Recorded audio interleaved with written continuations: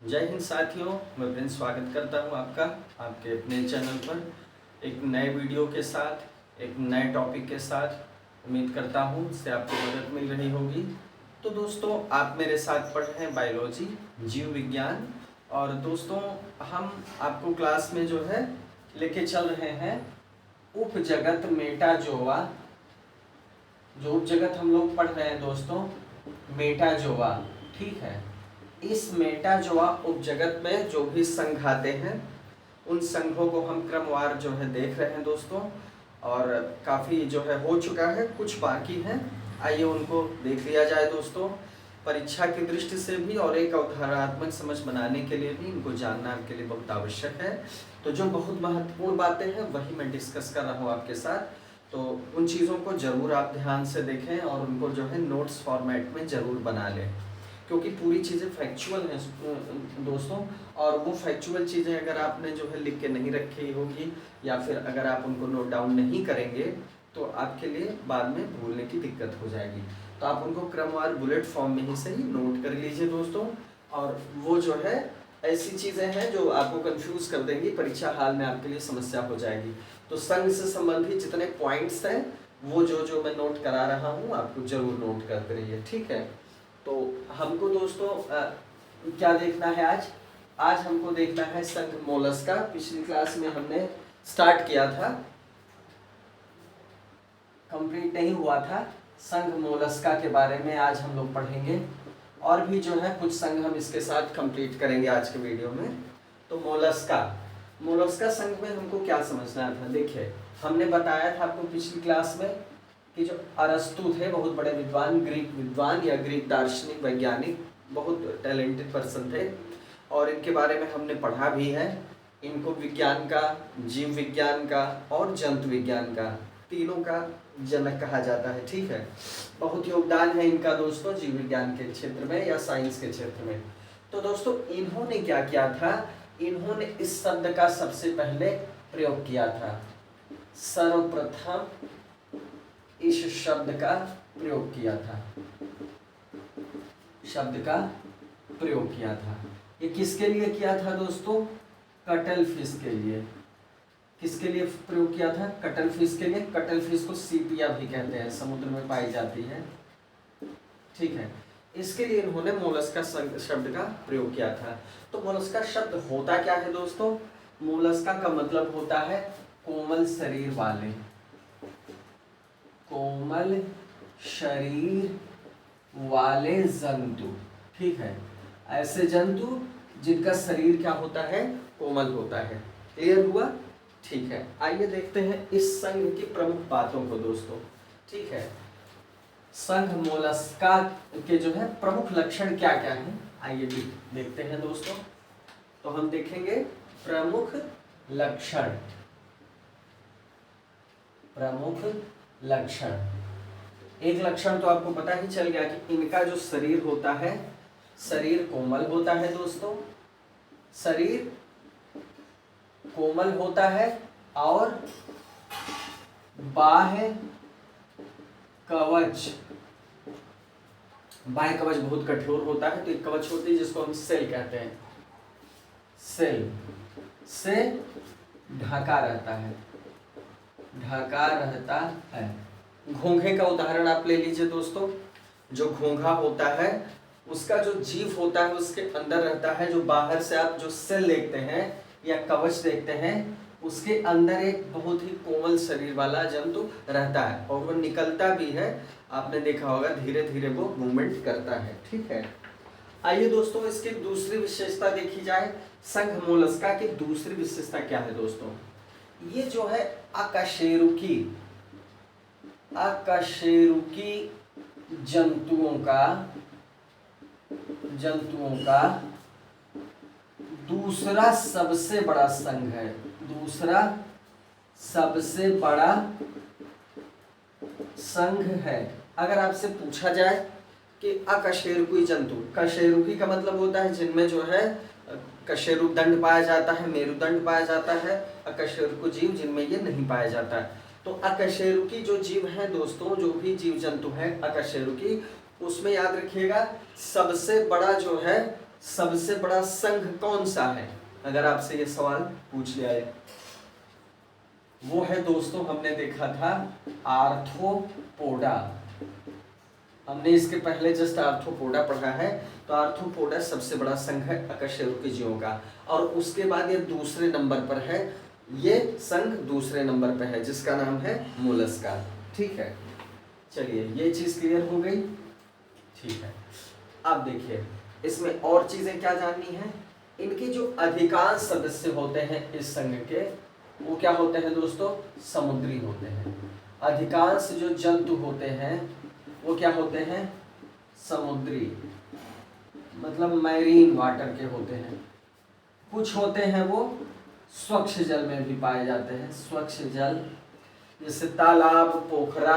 ठीक है, तालाब, पोखरे, नदी इत्यादि में। तो ज्यादातर क्या होते हैं? मैरीन होते हैं या समुद्री होते हैं। ठीक, क्लियर हुआ।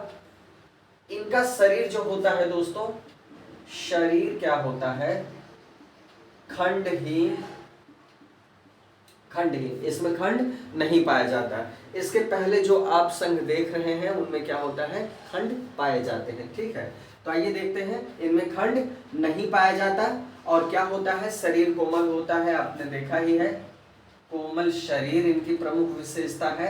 और एक विशेषता दोस्तों और है कि अधिकांशतः, मतलब ज्यादातर जीव इनके ऐसे होते हैं, अधिकांशतः धीमी गति से चलने वाले जीव, धीमी गति से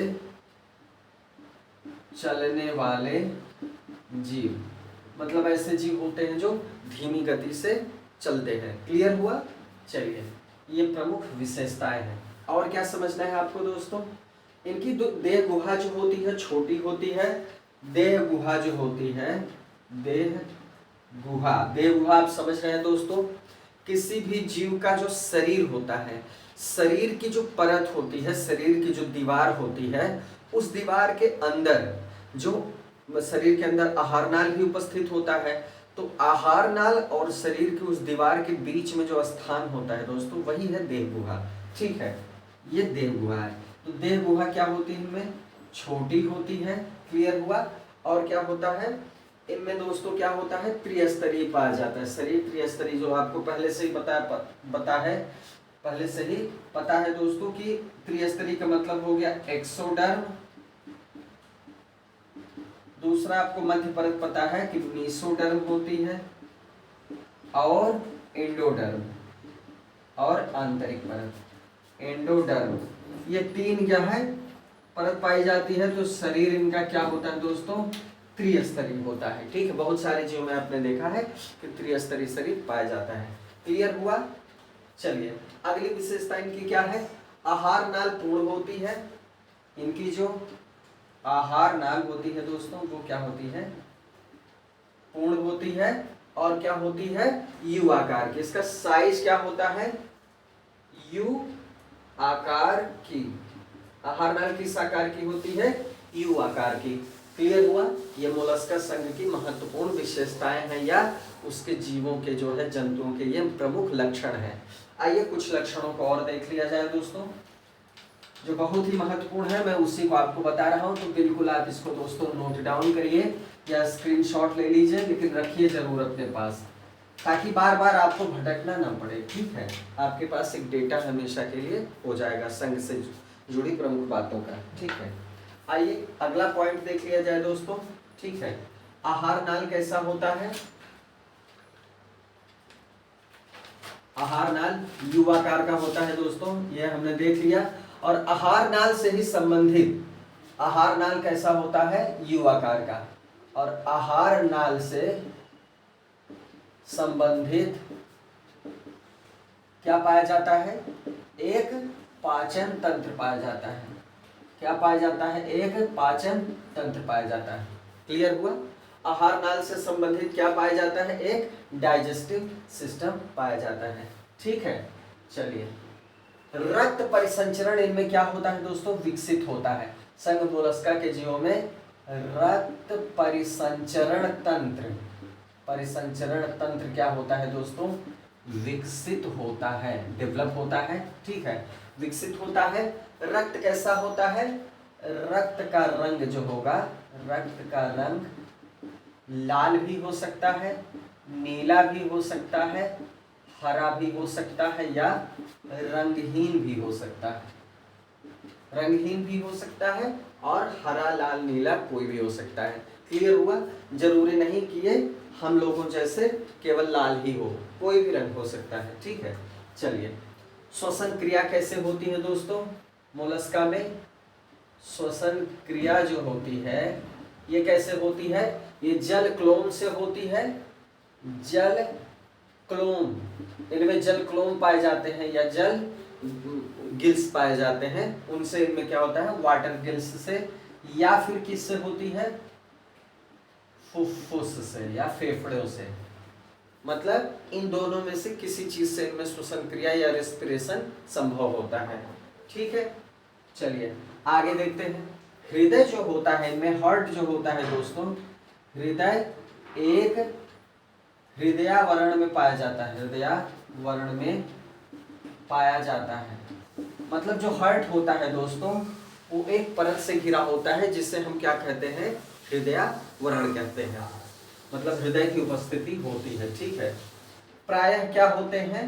एक लिंगी, प्रायः एक लिंगी होते हैं, यूनिसेक्सुअल होते हैं। मतलब नर अलग होते हैं, मादा अलग होते हैं। क्लियर हुआ? चलिए ठीक है, ये हो गया। प्रजनन किसके द्वारा होता है? प्रजनन लैंगिक होता है दोस्तों। ठीक है, लैंगिक होता है, अलैंगिक नहीं होता है। ठीक है, प्रजनन कैसे होता है? केवल लैंगिक होगा, अलैंगिक नहीं होगा, और नर मादा अलग अलग पाए जाते हैं। क्लियर हो गया? चलिए उत्सर्जन कैसे होता है दोस्तों इसमें? उत्सर्जन, उत्सर्जित पदार्थों का निष्कासन कैसे होता है? उत्सर्जन किसके द्वारा होता है? वृक्कों द्वारा। उत्सर्जन कैसे होता है दोस्तों? वृक्कों द्वारा या किडनी द्वारा। ठीक है, समझ में आया? उत्सर्जन वृक्कों द्वारा होता है। तो ये कुछ महत्वपूर्ण बातें हैं। ठीक है, इनका भी स्क्रीनशॉट ले लीजिए। तो ये क्लियर हो गया दोस्तों। ये सारी चीजें हैं किस जो है संघ में?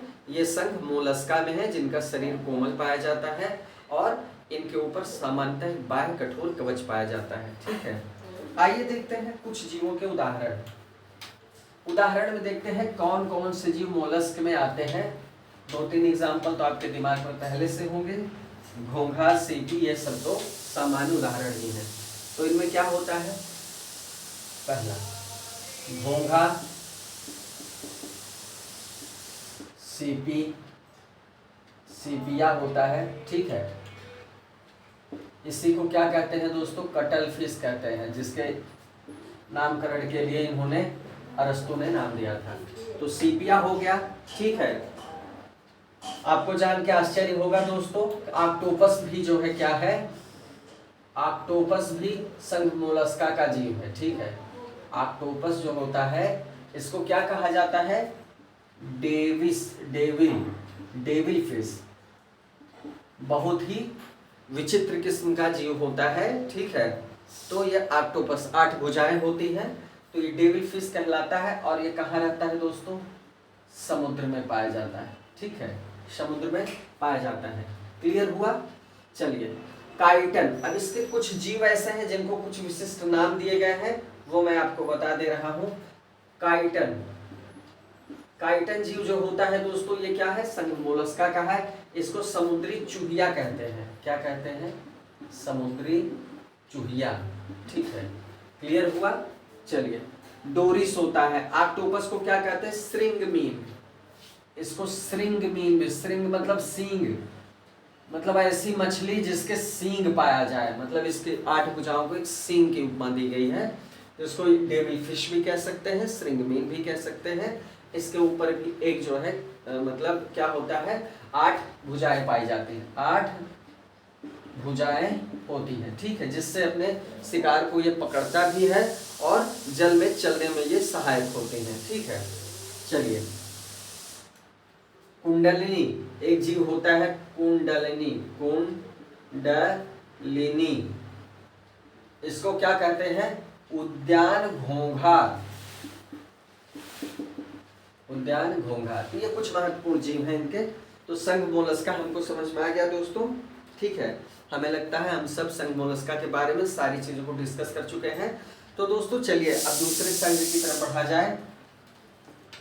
अब एक दूसरा संघ देखा जाए जिसका नाम क्या है दोस्तों, वो नाम है इकाइनोडर्मेटा का। क्या है अगला संघ, कौन सा है दोस्तों? अगला संघ हम जो पढ़ने वाले हैं वो है संघ इकाइनोडर्मेटा,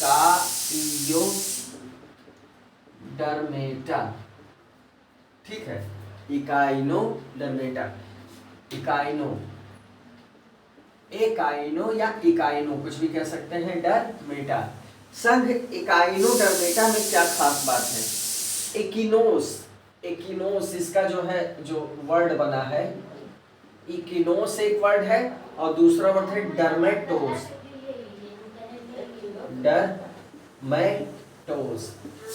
तो एकिनोस का मतलब क्या होता है? स्पाइन। इसका मतलब क्या होता है? स्पाइन। और इसका मतलब होता है स्किन। मतलब दो ग्रीक वर्ड से मिलकर बना है इकाइनोडर्मेटा। एकिनोस का मतलब स्पाइन होता है, मतलब शूल या कांटे, और डर्मेटोस मतलब होता है स्किन या त्वचा, मतलब जिसकी त्वचा पे कांटे हो वो क्या है? इकाइनोडर्मेटा है, ठीक है। तो इससे जो है देखिए ग्रीक शब्दों से इसकी उत्पत्ति होती है, इससे आधार पे ही आप जान सकते हैं कि किस तरह के जीव होते हैं। तो एक सबसे महत्वपूर्ण विशेषता आपको यही पता चल गई। आइए दोस्तों देखते हैं इसके प्रमुख लक्षण। इसके प्रमुख लक्षणों को देखते हैं संघ इकाइनोडर्मेटा के जीवों के। सबसे पहली बात, इसके सभी जीव, सभी जंतु क्या होते हैं दोस्तों? समुद्री होते हैं। सभी जंतु क्या होते हैं? समुद्री होते हैं। मतलब इसके सारे जंतु समुद्र में ही पाए जाते हैं, मैरीन ही होते हैं, ठीक है। चलिए अगली जो खास बात है, त्वचा के नीचे इनकी जो त्वचा होती है दोस्तों, त्वचा के नीचे जो होता है क्या होता है? चूने की प्लेट पाई जाती है। चूने की प्लेट पाई जाती है और ऊपर कांटे पाए जाते हैं। त्वचा के नीचे चूनेदार परत और त्वचा में कंटक या कांटे। त्वचा में कंटक पाए जाते हैं। त्वचा के नीचे जो होती है चूनेदार परत की एक क्या पाई जाती है? प्लेट पाई जाती है, कह सकते हैं, ठीक है। ये क्या करते हैं दोस्तों? अंतःकंकाल का निर्माण करते हैं। क्या करते हैं? अंतःकंकाल का निर्माण करते हैं, ठीक है। निर्माण करते हैं। ये जंतु क्या करते हैं? अंतःकाल का निर्माण करते हैं। क्लियर हो गया? चलिए दोस्तों अब देखते हैं, इनमें वास्तविक देह गुहा उपस्थित होती है। वास्तविक देह गुहा आप समझ ही चुके हैं, तो फिर से बताने की जरूरत नहीं दोस्तों। इनमें वास्तविक देह गुहा क्या होती है? उपस्थित होती है। वास्तविक देह गुहा क्या होती है? उपस्थित होती है। क्लियर हुआ? चलिए और कुछ बातों को देख लिया जाए दोस्तों। संघ इकाइनोडर्मेटा की और महत्वपूर्ण बातों को हम देखते हैं। आहार नाल कैसा होता है इनमें? आहार नाल, आहार नाल क्या होता है दोस्तों? ये कुंडलित होता है। कैसा होता है? कुंडलित होता है, स्पाइनल होता है, ठीक है। चलिए और क्या जानना है? उत्सर्जन अंग होता है कि नहीं दोस्तों? उत्सर्जन अंग क्या होता है? अनुपस्थित होता है। उत्सर्जन अंग क्या होता है? अनुपस्थित होता है, ठीक है। और क्या बातें हैं? तंत्रिका तंत्र, तंत्रिका तंत्र जो होता है लेकिन ये अल्प विकसित होता है, मतलब बहुत ज्यादा विकसित अवस्था में नहीं होता, ठीक है। ये क्या होता है दोस्तों? अल्प विकसित होता है। क्लियर हुआ? चलिए और क्या समझना है? क्या इनमें जो है एक लिंगी होते हैं या दो लिंगी? तो हम ये जान सकते हैं कि ये जो है क्या होते हैं? एक लिंगी होते हैं। क्या होते हैं? एक लिंगी, अर्थात नर और मादा अलग अलग होते हैं। नर और मादा अलग अलग होते हैं। इनमें नर और मादा अलग अलग होते हैं, एक लिंगी जंतु होते हैं, ठीक है। इनमें दोस्तों लैंगिक प्रजनन होता है। प्रजनन जो होता है वो अलैंगिक नहीं होता, वो क्या होता है, लैंगिक होता है। प्रजनन क्या होता है, लैंगिक होता है। क्लियर हुआ। निषेचन कैसा होता है, निषेचन जो है अंतः होता है, अंतः निषेचन, अंतः निषेचन होता है। ठीक है। अच्छा, इनके जीवन में, एकाइनोडर्मेटा जीवों के जीवन में एक बार लार्वा अवस्था जरूर आती है। लार्वा अवस्था जीवन के किसी चरण में उपस्थित होती है। दोस्तों इस चीज को समझ लें, आगे भी कुछ जंतु होंगे, संघ होंगे जिसमें ये बात होगी। तो देखिए कुछ जीवों में क्या होता है दोस्तों, एक स्टेज में क्या होता है, किसी न किसी स्टेज में ऐसा जरूर होता है कि लार्वा होता है। मच्छर में भी आपने देखा होगा, मच्छर में क्या होता है, लार्वा होता है, लार्वा पाया जाता है। लार्वा के बाद ही जो है मच्छर बनता है, कीट बनता है। ठीक है। तो ऐसे क्या होता है, इनमें भी लार्वा अवस्था जीवन चक्र में पाई जाती है। क्लियर हुआ। आइए और देखते हैं एक सबसे महत्वपूर्ण बात कि इनमें दोस्तों क्या होता है, पुनरुद्भवन, पुनरुद्भवन की क्षमता पाई जाती है। मतलब इनके जीवों में दोस्तों पुनरुद्भवन की क्षमता पाई जाती है। अगर कोई अंग जो है नष्ट हो गया तो ये क्या करते हैं, उसको फिर से रीजनरेट कर लेते हैं। मतलब रीजनरेशन की जो है क्वालिटी इनके अंदर पाई जाती है। क्लियर हुआ। चलिए, रीजनरेशन होता है इनमें। इकाइनोडर्मेटा के जीवों की जो प्रमुख बातें हैं वो हमने डिस्कस कर ली दोस्तों। आइए देखते हैं इस संघ के प्रमुख जंतु कौन कौन से हैं, उनके बारे में जान लेते हैं। ये महत्वपूर्ण चीज है ताकि हम उदाहरण भी समझना हमारे लिए आवश्यक है। सबसे प्रमुख उदाहरण आप जानते होंगे, स्टार फिश जिसको कहते हैं आप, स्टार फिश या तारा मछली। तारा मछली ऐसे होती दोस्तों, आपने देखा होगा, काफी खूबसूरत होती है। ठीक है, काफी खूबसूरत होती है, लेकिन इसकी त्वचा पर क्या पाए जाते हैं, कंटक भी पाए जाते हैं। ठीक है दोस्तों, कंटक पाए जाते हैं। तो ये संघ इकाइनोडर्मेटा का एक महत्वपूर्ण जीव है। ठीक है, इसको क्या कहते हैं, तारा मछली या स्टारफिश। ठीक है। और कौन से जीव हैं इसमें, समुद्री अर्चिन होता है, समुद्री अर्चिन, समुद्री खीरा, समुद्री खीरा, इसको सी कुकुम्बर कहते हैं। क्या कहते हैं दोस्तों, सी कुकुम्बर। एंटीडोन, एंटीडोन, ये कुछ इसके महत्वपूर्ण जीव हैं। ठीक है, संघ इकाइनोडर्मेटा के ये कुछ महत्वपूर्ण जीव हैं। चलिए, ये भी संघ आपका कंप्लीट हो गया दोस्तों। बस आप नोट डाउन करते रहिए ताकि हम चीज़ों को जल्दी से ख़त्म भी कर लें। ठीक है, कोई ज़रूरी नहीं कि इन चीज़ों में हम बहुत समय लगाएं। फैक्चुअल चीज़ें हैं, प्रमुख बातें हैं, महत्वपूर्ण बातें हैं जो इस संघ, किसी एक संघ को दूसरे से अपने विशिष्ट लक्षणों के आधार पर अलग करती हैं। तो हमको संघ देखना है, उसकी महत्वपूर्ण विशेषताएं देखनी है, इस संघ में पाए जाने वाले जंतुओं के उदाहरण देखने हैं, कौन कौन सी विशेषताएं प्रमुख है, विशेष है। ठीक है, बस यही देखना है। आइए एक संघ और देख लेते हैं दोस्तों। ये संघ सबसे इंपॉर्टेंट है जो देखेंगे, संघ कार्डेटा। ये सबसे महत्वपूर्ण संघ है और सबसे बड़ा संघ है, ध्यान दीजिएगा। सबसे महत्वपूर्ण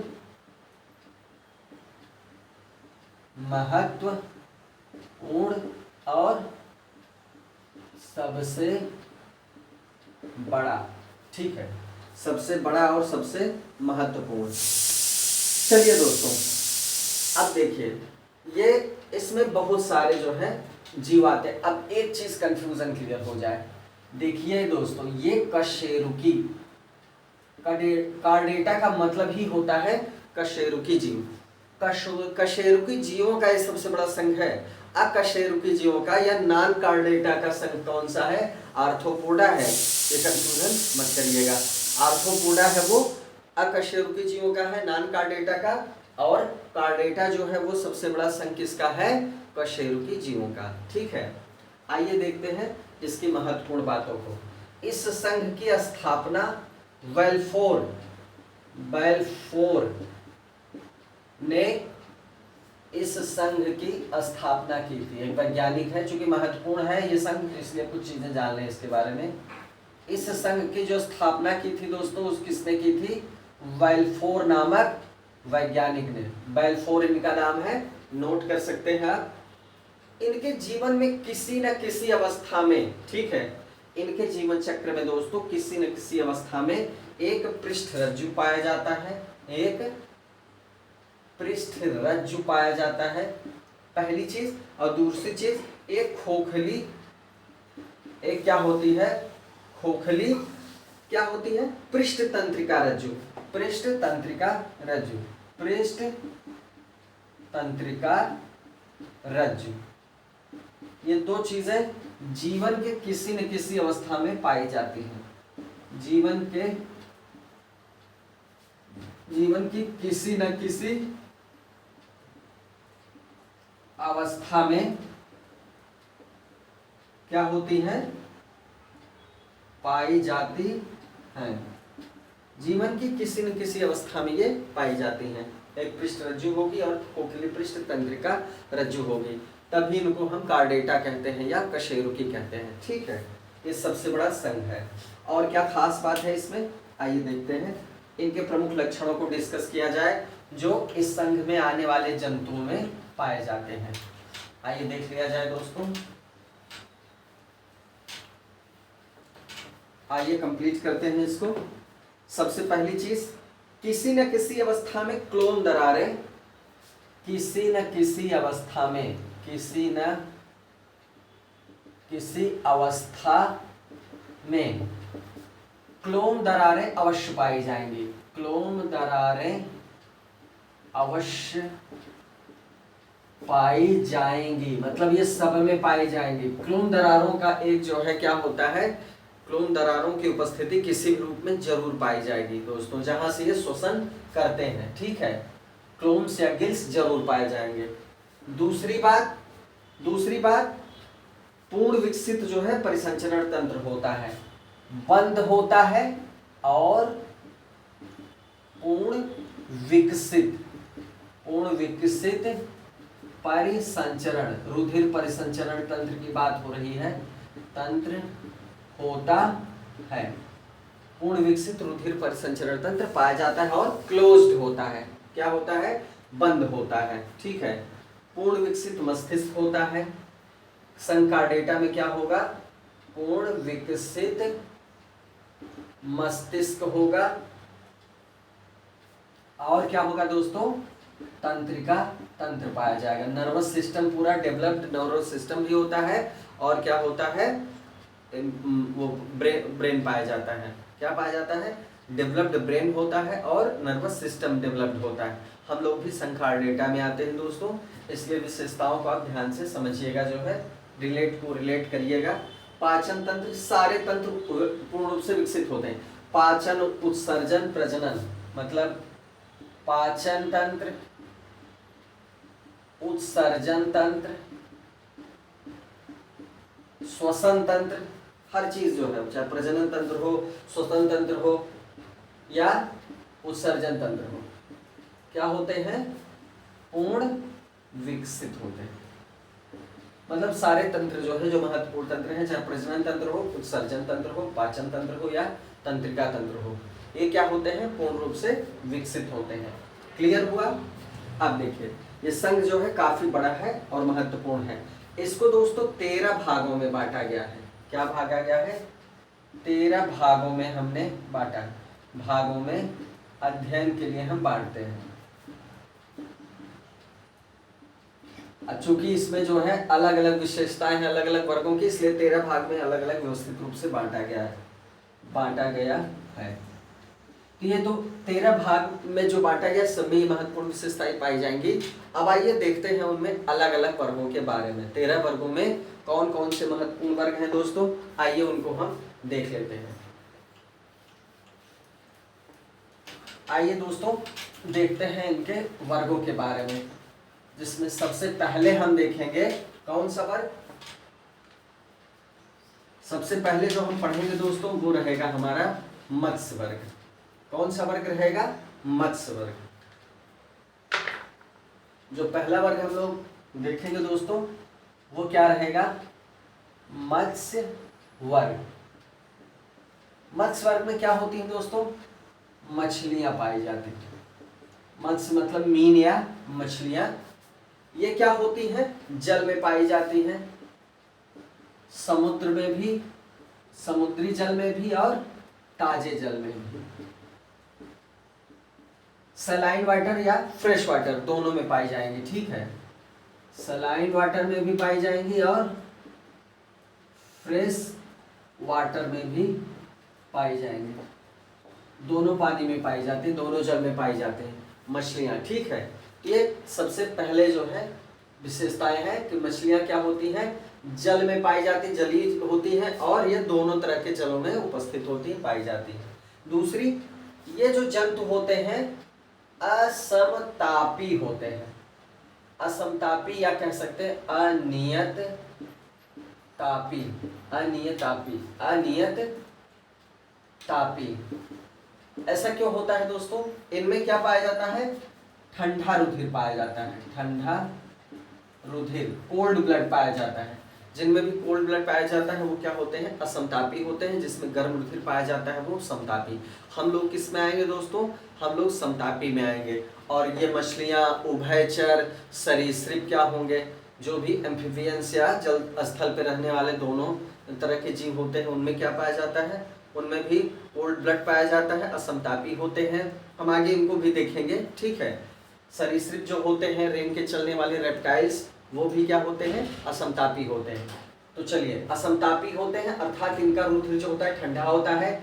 ये वातावरण के अनुकूल अपने शरीर के टेम्परेचर को एडजस्ट नहीं कर पाते, ठीक है। मनुष्य में ऐसी सुविधा है, हमारे शरीर में ऐसी ग्रंथियां पाई जाती हैं जिसके माध्यम से शरीर जो है अपने आप को वातावरण के टेम्परेचर से अनुकूलित कर लेता है। चलिए आगे इसको डिटेल में देखेंगे, ठीक है। इनका शरीर जो होता है दोस्तों, शरीर होता है धारा रेखित। धारा रेखित होता है और क्या होता है? बाह्य कंकाल शल्कों के रूप में होता है। इनमें देखिए बाह्य कंकाल पाया जाता है दोस्तों। बाह्य कंकाल शल्क के रूप में का मतलब ये हुआ कि जैसे ऐसे आप मछली को देखते हैं दोस्तों, ठीक है।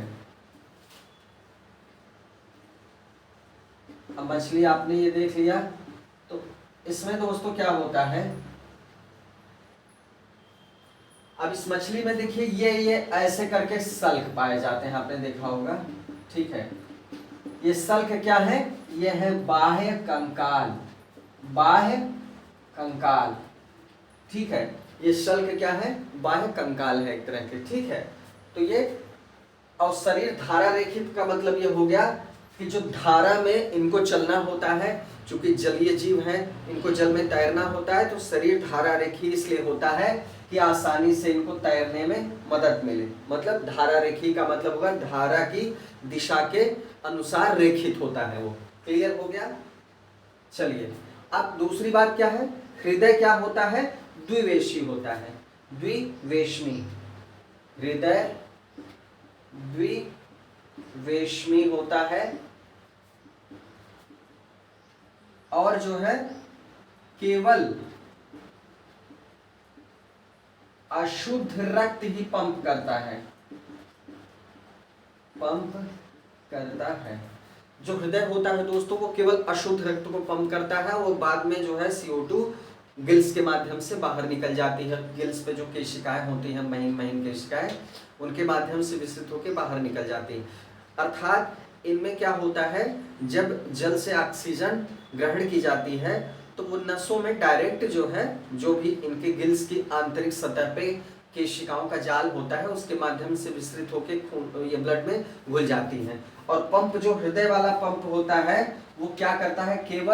केवल ही अशुद्ध रक्त पंप करता है। मतलब उनमें व्यवस्थित 4 वेश नहीं पाए जाते, या जो है ऐसा नहीं सिस्टम होता कि मतलब अशुद्ध रक्त जो है शरीर से इकट्ठा होकर इनके शरीर में हृदय में आए और हृदय से पूरा जो है शुद्ध रक्त पूरे शरीर में भेजा जाए। ऐसा सिस्टम जैसे मनुष्यों में ऐसा नहीं होता। इनमें पूरे शरीर से अशुद्ध रक्त कहाँ जाता है? इनके शरीर में जाता है, हृदय के द्वारा पंप होता है। और शुद्ध रक्त जैसा कि मैंने बताया वो जल के द्वारा ग्रहण कर लिया जाता है गिल्स से ही।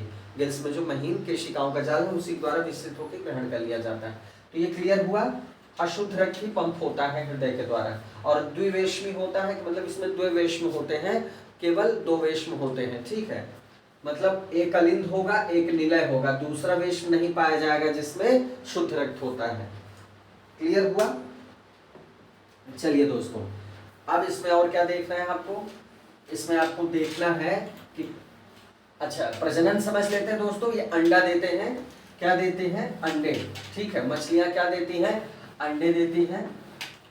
चलिए, व्हेल मछली अंडा नहीं देती, बच्चा देती है दोस्तों, तो स्तनपायी वर्ग में आएगा, ध्यान दीजिएगा। व्हेल को कभी भी आप मत्स्य वर्ग में शामिल मत करिएगा। चलिए, जल में अंडा देते हैं, जल में क्या करते हैं? अंडे देते हैं। अब देखिए कौन कौन से उदाहरण हैं। शार्क है, मछलियों के जितने उदाहरण आप देख लीजिए। टारपीडो है, रोहू है, कतला है, मांगुर है, ठीक है, ये सारी मछलियां। अब देखिए हिप्पोकैम्पस एक बहुत ही जो है विचित्र मछली है। हिप्पोकैम्पस ऐसे मुंह होता है दोस्तों इसका, ठीक है, ऐसे शरीर होता है। इसको हम समुद्री घोड़ा भी कह सकते हैं। इसको समुद्री घोड़ा भी कहा जाता है क्योंकि इसका शरीर जो होता है वो घोड़े जैसा होता है, लंबा सा ऐसे मुंह होता है, ठीक है। हिप्पोकैम्पस की क्या है? एक मछली है दोस्तों, ध्यान दीजिएगा। शार्क को क्या कहते हैं हम? डॉग फिश कहते हैं। शार्क मछली बहुत खतरनाक है, ये देखिए शार्क मछली, इसको क्या कहते हैं? डॉग फिश कहते हैं। क्लियर हुआ। इसको क्या कहते हैं? Dog fish. टारपीडो को क्या कहते हैं? इलेक्ट्रिक रे, इलेक्ट्रिक रे, ठीक है। इसको इलेक्ट्रिक शॉक वाली मछली कहते हैं, इलेक्ट्रिक रे कहते हैं। मांगुर को क्या कहते हैं दोस्तों? मांगुर को कैट फिश कहते हैं। ये मांगुर भी बहुत फेमस मछली है, इसको हम कैट फिश कहते हैं। क्या कहते हैं? Cat fish. डॉग फिश है शार्क, कैट फिश है मांगुर, रोहू, कतला, इनको जो है आप जानते हो। ऐसे बहुत सारी मछलियां हैं जो इस वर्ग में रखी जाती हैं, जो मत्स्य वर्ग में रखी जाती हैं। तो ये भी वर्ग जो है आज कंप्लीट हो गया। आज तो बहुत सारी चीजें कंप्लीट हो गई दोस्तों। तो जो कि कार्डेटा में अभी आप और वर्ग देखेंगे, बहुत महत्वपूर्ण वर्ग अभी बचे हुए हैं, उनको हम अगले वीडियो में कवर करेंगे। तो दोस्तों जो है उम्मीद है आपको पूरी चीज़ समझ में आई होगी, तो इनको नोट डाउन जरूर करें और एक एक चीज़ अच्छे से जो है प्लेटफॉर्म में बना के रखें। बार बार मैं कह रहा हूँ, नहीं तो भूल जाएंगे। बड़ी मेहनत से जो है आपके लिए तैयार किया है मैंने। तो जो भी पॉइंट्स हैं दोस्तों, अगर आप इनको रख लेते हैं अपने पास सुरक्षित, तो जाहिर सी बात है परीक्षा आप जब भी देंगे तो यहाँ से अगर कहीं से भी सवाल पूछता है, भले सीधे रूप में न पूछे, लेकिन आपको एक जानकारी होगी हर संघ के बारे में, क्योंकि क्रम से जब आप हर चीज़ समझ लेंगे तो आप ये कॉन्फिडेंस आपके अंदर आ जाएगा कि कहीं से ही पूछा जाए हम सवाल कर लेंगे। तो उन महत्वपूर्ण बातों को मैं जरूर कवर कर रहा हूँ अपने वीडियो में, ठीक है। तो चलिए दोस्तों, आज के लिए इतना ही, मिलते हैं नेक्स्ट वीडियो में। जय हिंद।